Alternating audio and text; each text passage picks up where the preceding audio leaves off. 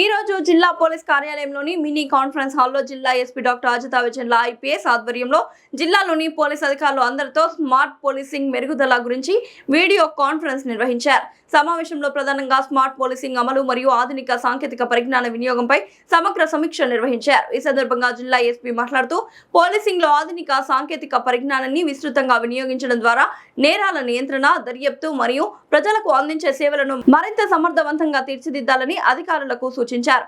ముఖ్యంగా సీసీటీఎన్ఎస్, ఈ codes, tabs, ఈ సఖ్య, సీసీటీవీ 360 యాప్, డ్రోన్ టెక్నాలజీ మరియు సీసీటీవీ నెట్వర్క్ వంటి సాంకేతిక వనరులను పూర్తి స్థాయిలో వినియోగించి నేరాల నివారణ, నేరస్తుల గుర్తింపు, మిస్సింగ్ కేసుల విచారణ, ఆస్తి నేరాల ఛేదన మరియు వాహనాల అన్వేషణలో మరింత మెరుగైన ఫలితాలు సాధించాలని ఆదేశించారు.